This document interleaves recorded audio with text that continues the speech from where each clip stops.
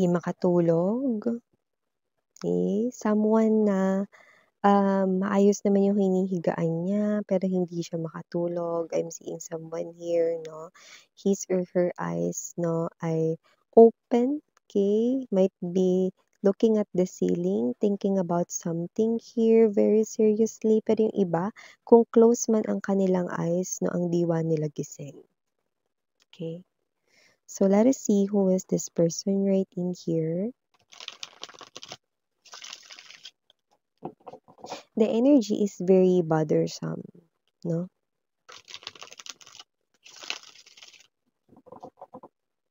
Let us see.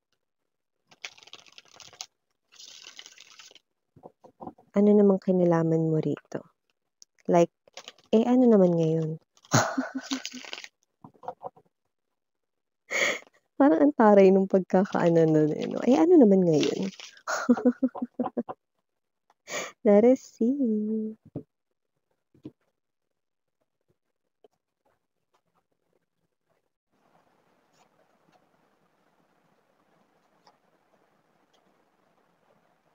Mhm.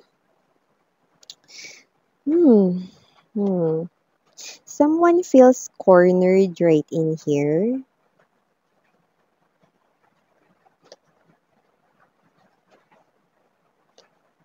Oh no. So I do pick up that whoever it is that you're dealing with, no matter what this person here ay gawin, it looks like meron siya ritong problema na hindi niya rito masolusyonan. Parang mga babes 'no, bigyan mo na lang siya rito 'no, ng iba ritong problem, okey, at mukhang yun ay kaya niya pang lusutan 'no. Pero dito mukhang meron ditong problema na kahit na anong kanyang gawin, hindi niya ito malampasan. Six of Wands in reverse is an energy right in here, pagod na ako, pero hindi ko pa nasusolusyunan ang problemang ito, okey? Ang problemang ito ay may kinalaman rito sa kaguluhan ng isipan. Meron din ditong hindi komportableng sitwasyon at pakiramdam. At Six of Swords in reverse 'no, mga malalaking alon at bugso ng damdamin, emosyon ang hindi kaya rito 'no, na maramdaman. Nakakaloka ito 'no. Alam mo kung sino man 'tong energy na 'to, this person right in here, feel na feel at vibe na vibe natin 'no, ang talaga naman na parang agony or paghihirap ng kanya ritong damdamin. 'Yan 'no, kung sino man 'tong mo, ka-deal mo. We've got right here Four of Cups, center of the reading. Temperance energy, I just heard, nasan ka na? Ayan oh. Nasan ka na? Yung iba sa inyo, hindi talaga kayo rito as in nawawala, ha? Alam niya kung saan kayo naroroon, lalo na yung mga may permanenteng address dyan ng pinagtatrabahuhan. Kung matagal ka na nagtatrabaho dyan, alam niya yan, okay? Lalo na kung yung bahay ninyo, ano, ay talaga naman na permanenteng bahay ninyo, alam niya rin yung address niyan. Alam niya yung location or lugar kung saan kayo matatagpuan, no? Pero, ang tinutukoy niya rito ay nasaan ka na, no? Nasaan na yung dating sa kanya'y nagmamahal. Yan, no? Medyo madrama yung datingan niya, mga babes, no? Pero totoo naman, no? Yung ating naba-vibe sa kanyang energy. Let me see more. We've got the Page of Cups energy. Ace of... Yeah, hinahanap-hanap niya rito. Yung iba, talagang hindi niya kayo rito alam kung nasaan na, pero marami-rami yung iba, alam kung nasaan kayo 'no, pero hindi kayo pinupuntahan. Ang ibig niya kasi ritong sabihin with the Four of Cups energy, Temperance, and the Ace of Swords 'no, hinahanap-hanap niya, nami-miss niya rito 'no, yung pagbibigay mo sa kanya rito ng iyong pagmamahal, atensyon, alaga at suporta ng napaka-unconditional mo ritong pagtingin para sa kanya. Hindi mo siya tiningnan 'no, ng punong-puno ng judgment sa iyong mga mata, kundi sa iyong mga mata 'no, mga babes 'no, naramdaman niya 'no, yung tunay na kalinga at pagmamahal daw, 'yan 'no. Ay, Seven of Wands energy. Bottom of the deck, double, two of swords, and the five of swords. Pilit na gustong alisan, okay? Sa iba, pilit na gustong kalimutan, ngunit hindi magawa. Paano nga ba? Wala sa akin ang sagot. Ang sagot ay nakadepende sa kanya. Okay? Dahil kung sino man 'tong energy na 'to 'no, ang paghihirap ng kanyang damdamin 'no, ay bunga rito 'no, ng kung ano man ang naging sitwasyon or circumstances ng inyo ritong relationship noon. So before we dive more sa inyong reading, let me just greet everybody first. Hi and hello there everyone. My name is Yan. Welcome new subscribers, returning Eastern buyers. Thank you sa inyo walang sawang love and support for me. At kung hindi pa pala mga babes, meron pa tayong main channel ang The High Priestess kung saan nag-upload din tayo ng collective readings for all signs doon araw-araw. At yun nga, wala tayong gender dito, babae, lalaki, LGBT, everybody, welcome. Pwede rin pong i-switch ang mga roles dahil possible talaga magkapalit-palit yarn kasi general reading ito. At the end of the day, lahat ay may free will na free niyong gamitin anytime, anywhere. Nasaan ka na? Ayan 'no, parang malapit niya ng kantahin yung kanta 'no, ni Kyla. Nasaan ka na? Ayan 'no. Okey, pero puwede rin 'tong umuwi ka na baby. Di na ako sanay ng wala ka, mahirap ang mag-isa. Yan. Definitely mas hinahanap niya talaga kayo kapag siya ay walang ginagawa 'no. Bago siya matulog when this person right in here 'no, lies sa kanya ritong couch or bed before going to sleep, mas naaalala niya kayo. Okay. So, whoever this energy is, ang hirap naman, ito yung problemang hindi niya kaya ritong lampasan. Parang kahit na magtanong siya sa pinakamatalino niya ritong kilalang tao, hindi pa rin siya magagawang matulungan. Okay? So, kung sino man ito, timeless ito. Okay? Just take how this resonates. Babae, lalaki, LGBT, wala tayong gender. Pwede nangyari nito sa iba nangyayari na ngayon, sa iba mangyayari pa lang.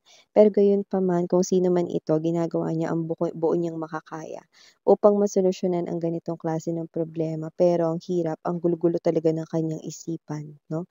Nasa isang hindi siya komportableng sitwasyon at napakamaalon, malalaking alon ang nakikita ko sa kanyang emotions, okay? Five of Swords is an indication right in here that this person right here is trying his or her best, no?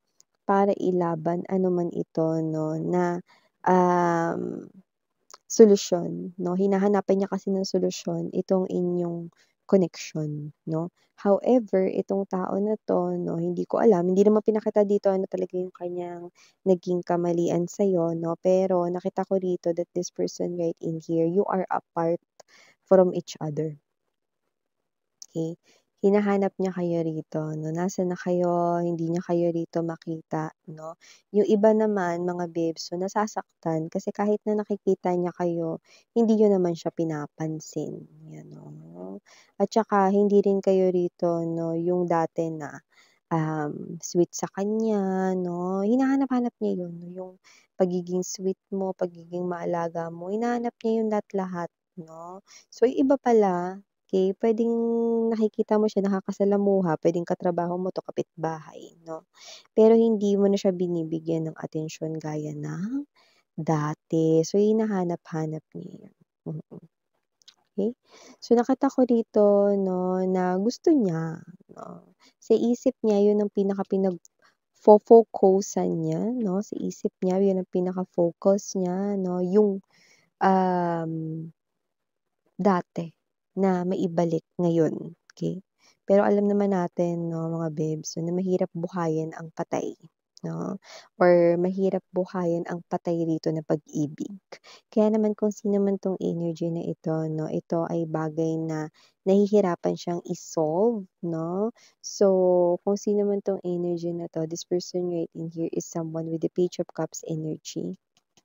I'm seeing that this person right in here, mas naglalaan siya ng oras to reminisce the past, no? Yung mga memories ninyo together, no? Mas dun siya naglalagi, okay?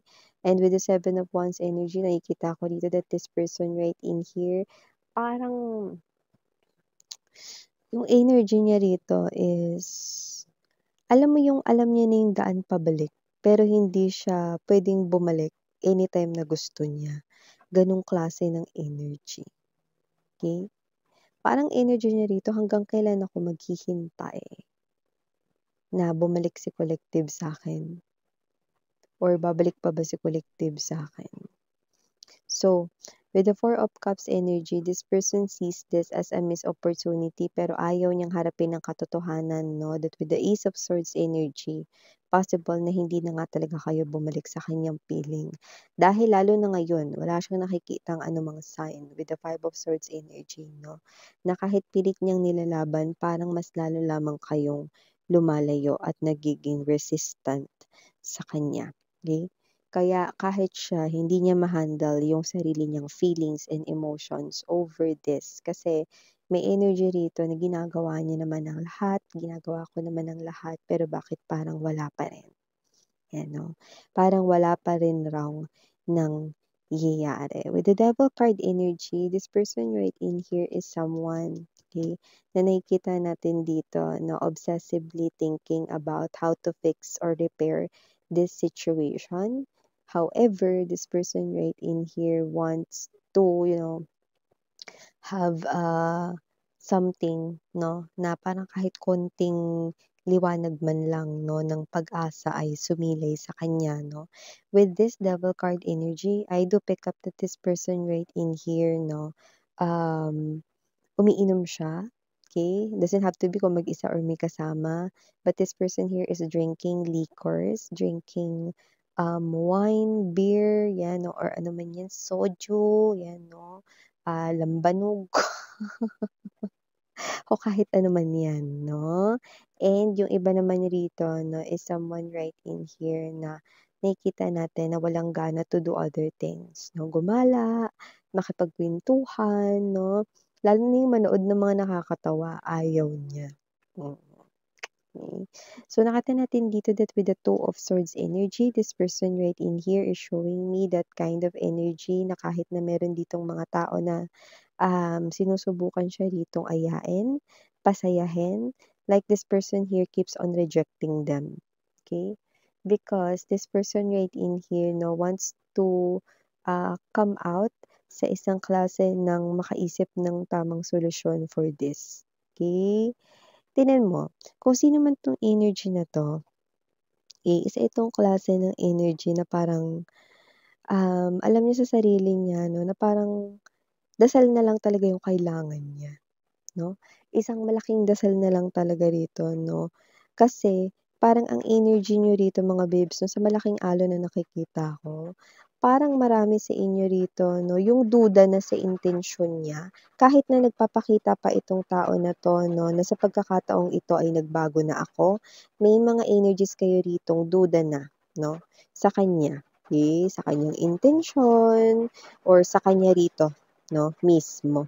Kaya kung sino man 'tong energy na 'to nakikita natin dito 'no, na napakahirap ng sitwasyon na ito dahil una sa lahat yung iba hindi niya alam kung nasaan kayo.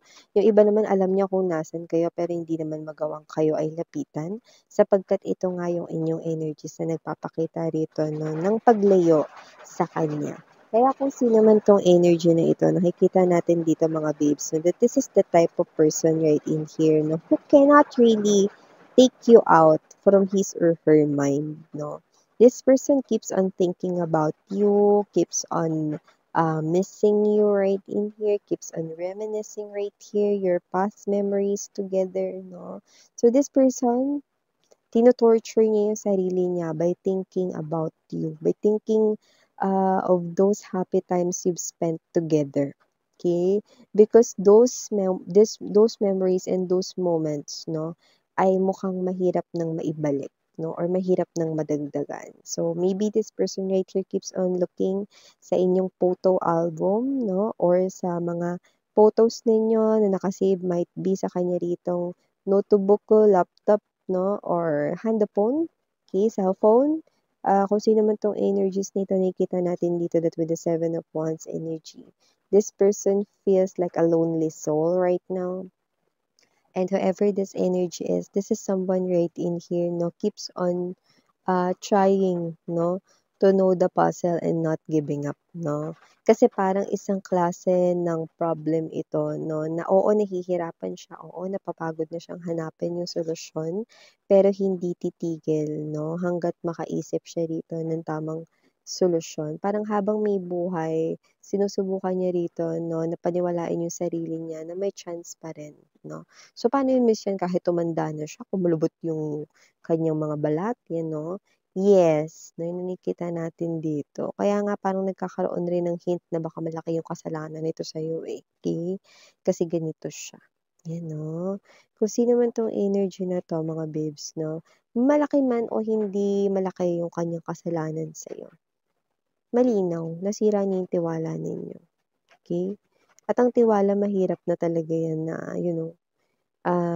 maibalik sa dating samahan, 'di ba?